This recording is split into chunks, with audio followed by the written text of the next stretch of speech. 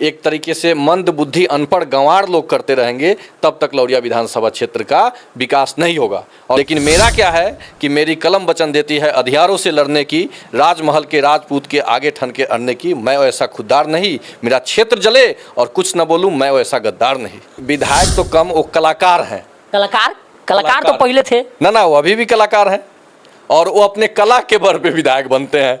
चुनाव के 2 दिन पहले अक्षरासी आती है हाफ पैंट और निकर पहन करके, मतलब जितना बदन दिख सके दिखा देती हैं। जोगापट्टी को जो स्थानीय विधायक और स्थानीय नेता बोकापट्टी बना रखा है, उस जोगापट्टी को फिर स्वर्ग बना दूंगा।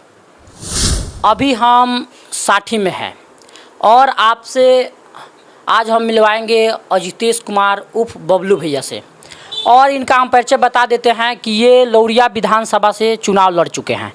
ऐसे तो ये प्रोफेसर हैं, लेकिन प्रोफेसर की नौकरी छोड़कर आखिर क्यों ये राजनीति में कूद पड़े, ये कारण क्या है और क्यों ये लौरिया विधानसभा से चुनाव लड़े हैं, चलिए आज बात करते हैं इसी कुछ मुद्दे पे। स्वागत है सर आपका हमारे चैनल में। जी, वो आपको भी बहुत बहुत धन्यवाद कि आप आए। लौरिया विधानसभा क्षेत्र के अंतर्गत ये साठी पंचायत है और आपका सवाल क्या है कि चुनाव क्यों आप लड़े? जी, देखिए, पहला तो अधिकार है किसी भी आदमी का, कोई भी चुनाव लड़ सकता है। लेकिन पहले भैया कि आप प्रोफेसर का जॉब छोड़ गए, क्यों छोड़ के और चुनावी राजनीति में कूद पड़े? देखिए, जब तक देश की, राष्ट्र की, खास करके लौरिया विधानसभा क्षेत्र की राजनीति एक तरीके से मंद बुद्धि अनपढ़ गंवार लोग करते रहेंगे, तब तक लौरिया विधानसभा क्षेत्र का विकास नहीं होगा। और लौरिया विधानसभा क्षेत्र का विकास नहीं होगा तो चंपारण का विकास नहीं होगा, चंपारण का विकास नहीं होगा तो देश का विकास नहीं होगा। अब आप सोचिएगा कि क्यों ये कह रहे हैं कि लौरिया विधानसभा क्षेत्र के विकास देश के विकास से रिलेटेड है।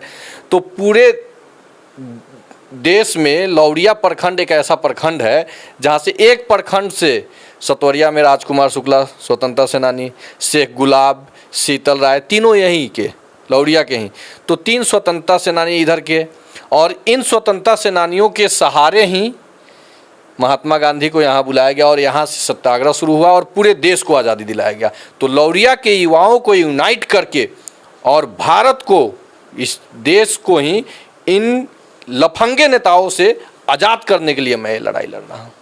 अच्छा, क्या कमी रह गई भैया कि आप चुनाव नहीं जीत पाए? अब देखिए, चुनाव जीतने और हारने का जहाँ तक बात है, तो मैं अपना प्रयास किया, चुनाव लड़ने का मैं प्रयास किया और अच्छा टक्कर भी दिया।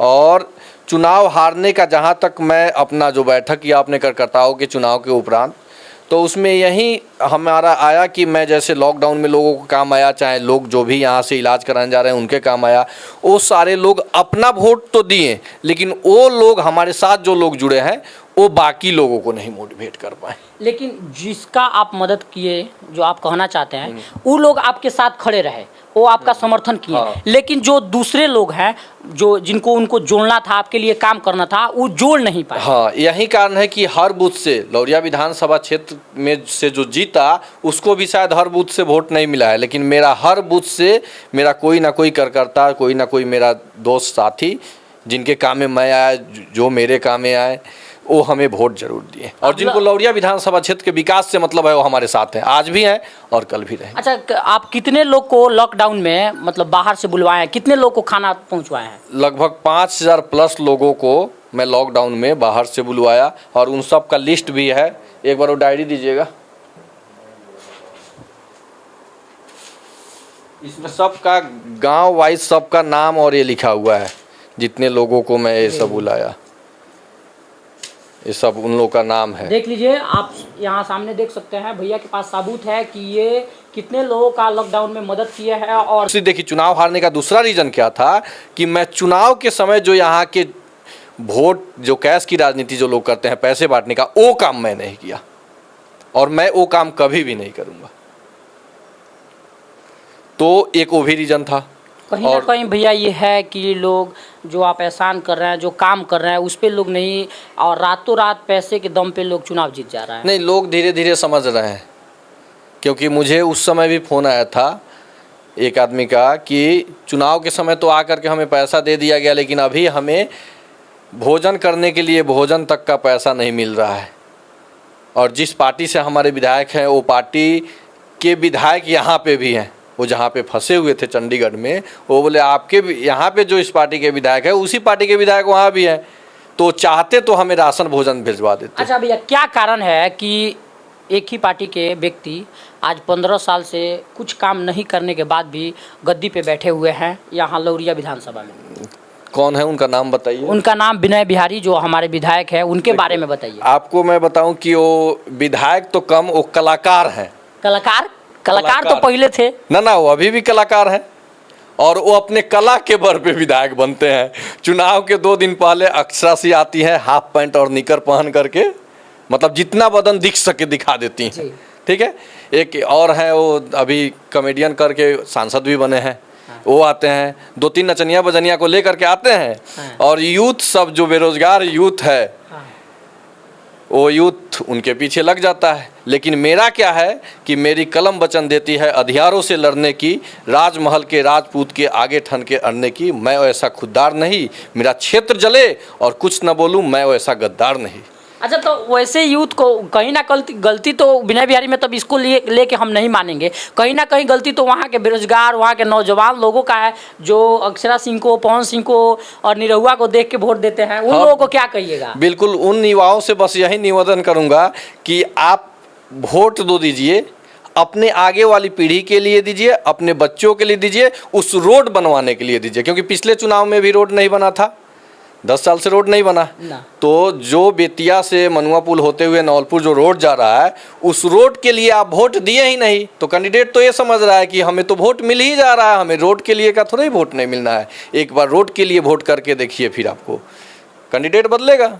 अच्छा, वो अब बताइए, अगला आपका क्या, इसके आगे चुनाव में आपका क्या मैनिफेस्टो है और किस तरह से आप लड़िएगा? आपका क्या राजनीति? पिछला चुनाव जो मैं लड़ा उसमें भी मैं लिखित रूप में दिया था कि मैंने क्या क्या काम किया। जैसे गरीब बच्चों को पढ़ाया, मेरे पढ़ाए हुए कई बच्चे एम्स में डॉक्टर हैं। उसके अलावा लॉकडाउन में लोगों को बुलवाया, राशन भोजन भिजवाया। यहाँ पे हॉस्पिटल की कमी के चलते और इलाज की व्यवस्था नहीं होने के चलते जो पटना दिल्ली जा रहे हैं वहाँ पे इलाज का व्यवस्था करवाया। ये सारे काम मैं क्या किया हूँ ये भी लिखा था, आगे क्या क्या करना है वो सारी चीज़ मैं दिया। और एक बात भैया, जो लौरिया विधानसभा में अभी आगजनी बहुत ज़्यादा हो रहा है, आगजनी का मामला बहुत आपको देखने को मिला, लेकिन आखिर क्या कारण है कि उतना बड़ा क्षेत्र होने के बाद भी एक भी फायर ब्रिगेड की गाड़ी नहीं मिल रही है? इसका क्या कारण है और आपने इसके लिए क्या प्रयास किया है? आगजनी सबसे पहले जो हुआ इस सीजन में आपके सिसुआ बैरागी पंचायत में हुआ था। हाँ। सुबोध यादव जी का फ़ोन आया मेरे पास। हाँ। मैं खुद गया, वो उनको भेजा पहले आपदा प्रबंधन विभाग में, वो गए, फिर वहाँ से वो लोग भेज दिए बिजली विभाग में कि शॉर्ट सर्किट से आग लगा है तो वहाँ जाइए। फिर मैं जाके आपदा प्रबंधन विभाग में बात किया कि अग्निशामक गाड़ी की व्यवस्था कराया जाए, क्योंकि रोड तो जो बना है स्थानीय विधायक के चलते वो नहीं बन पा रहा हो, चाहे जिनके चलते। अब ये मुख्यमंत्री का दोष देते हैं, मुख्यमंत्री इनका जिनके और लास्ट में ठेकेदार के दोष जाता है, तो जो कमज़ोर है उसको दोष दे दिया जाता है। तो अग्निशामक की बहुत आवश्यकता है, उसके लिए मैं गया, लेकिन ये लोग दिए नहीं।